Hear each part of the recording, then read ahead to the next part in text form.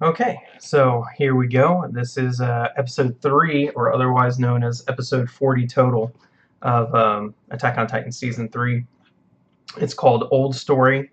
Um, Interesting to note, this episode doesn't start, it doesn't have a cold open. It actually starts with the opening, so I think there's going to be some longer segments that they didn't want to break up. Judging by the title, probably some flashbacks, maybe Historia. I'll mention again, I mentioned it in the previous videos, but I have read the manga for this, so I do kind of know what's going to happen, but I don't know what order they're going to do it in the show, or what changes they're going to make, or how it's going to look, because some of the scenes in the story arc are very visually striking, so I'm excited to see how they do it. And let's get it going.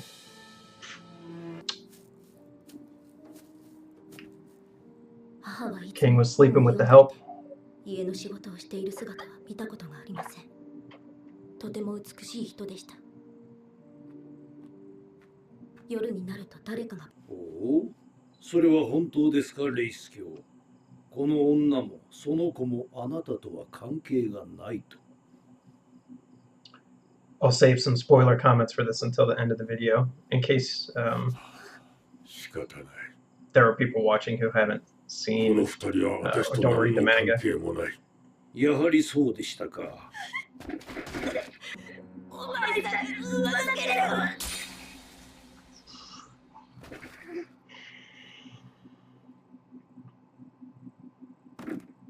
それが母の最後の言葉でした。It's not because he cares about her, though. There's a reason. I'll do a little discussion at the end about it. He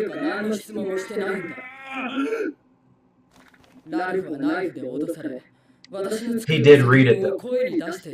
It's the same as giving in to torture. He did read it. If he really cared, he would have refused and let them kill him. Or maybe he thought it wouldn't matter and this guy would never break.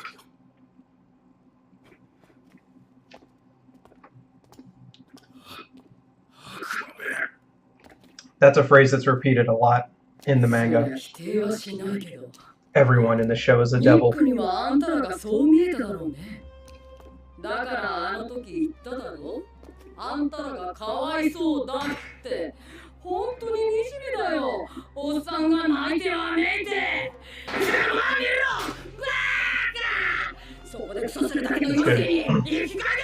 Hanji's really well done in the show.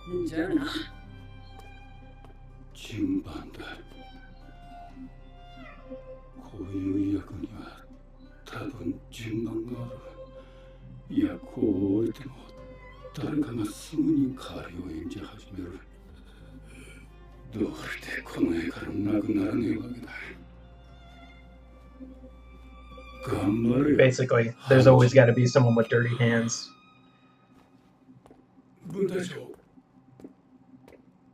But really, that's everybody in this show. The scouts are not excluded from that. Although it's amazing, you would think the government would want to place moles in the scouts as well, and they never really did.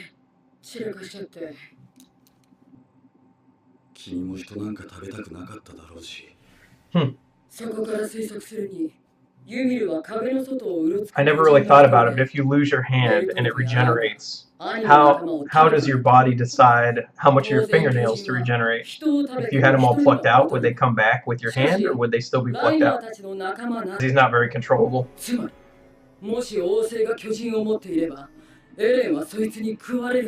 I'm sure at the very beginning, if the scouts had known that, they would have replaced him with someone more pliable. But maybe it wouldn't work because Aaron's Titan, that's the nature of it. I like Pixis. He's one of my favorites of the higher-ups. Even though we never get to see him in battle, we never get to see if he's actually any good or he's just has a strategic mind.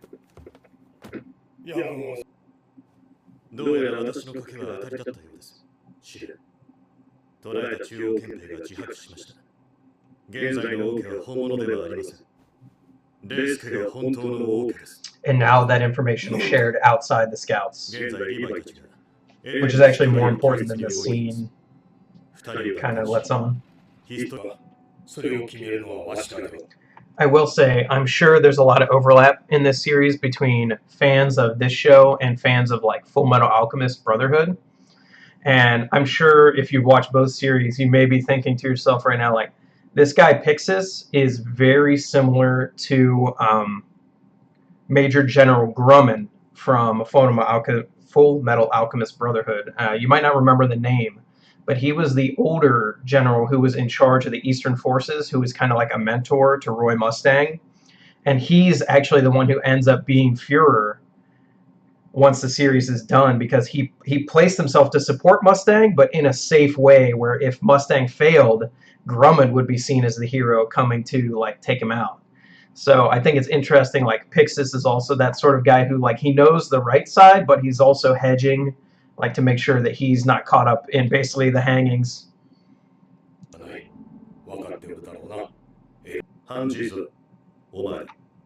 Good choice. She doesn't feel ready for the burden, but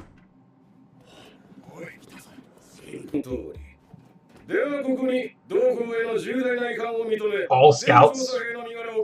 That doesn't sound weird. Everyone in the entire unit,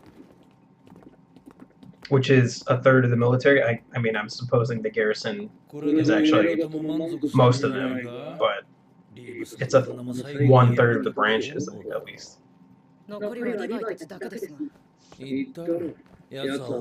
Like, imagine if the United States was like, oh, we think there's a potential coup in the Air Force. Let's arrest every airman in the country. What? Excuse me?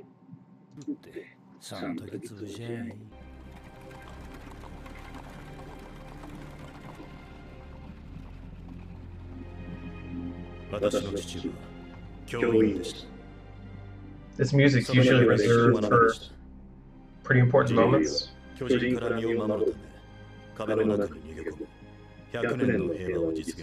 This is the part where you start to realize, wait a minute, how did they, if they've only been there 100 years, how come nobody knows anything about how the walls were built, where the Titans came from? That's like within 3 generations. They lost all information about it.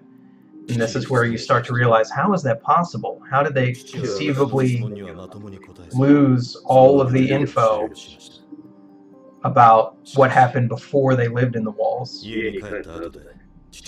Like, it's inconceivable, even if they lost all the books while they were running to the walls, that they would lose the knowledge of how they built them, or oral histories wouldn't continue. This is where you're like, oh, wait a minute.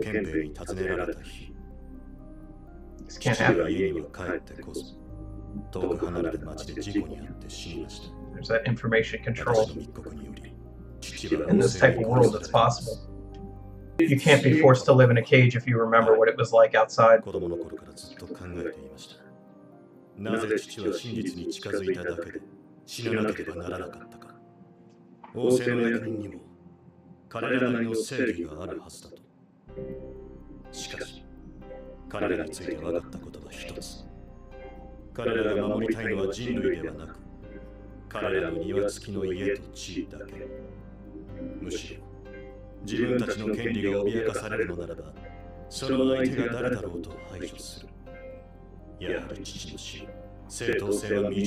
was the guy who was sitting in the king's throne room.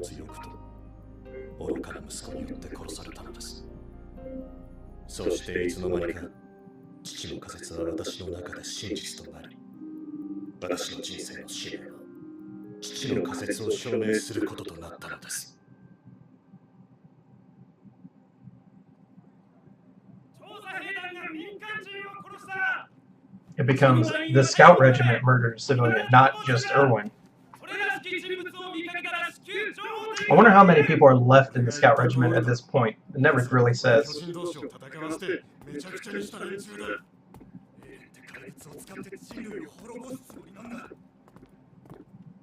Armin's so milquetoast he doesn't need a hood to hide his identity.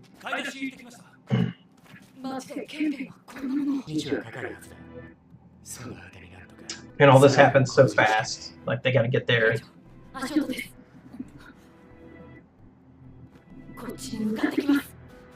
Good job, Sasha.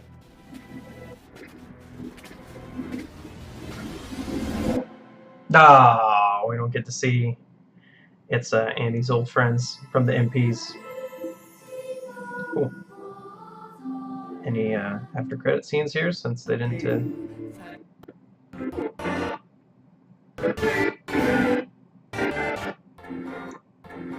Nope.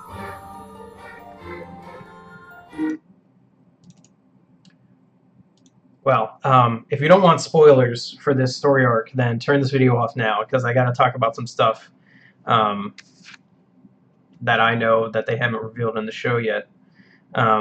So, Historia being the king's daughter, that he has a problem here, okay? So, that was found out, but he needed a descendant. He needs a spare. Because you have to pass the power of the Titans onward, which the royal family had one.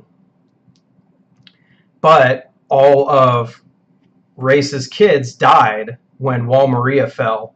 And again, please turn this off right now, because I'm going to spoil a whole bunch of stuff if you keep watching. But basically, that's because Aaron's dad went and killed all of them. Aaron's dad had a Titan. He went and killed the whole Reese family. And that's why Rod needed Historia in that flashback. Because his whole family had just been killed, including the one that had the Titan powers. Like, he was passed over, and his daughter got the Titan powers.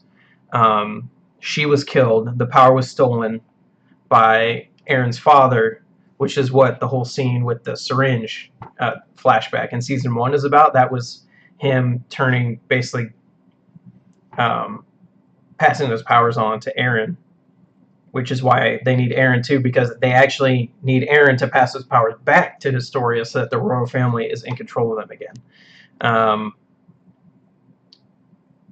It's good placement for that flashback. I think it will give people a lot of questions about what the heck is going on, because you need to be intrigued, because these are a lot of like talking and plot heavy episodes. So you need people to want to know what's going to happen, and I think they're doing a good job so far of making that work. And we'll see what happens next week. Bye.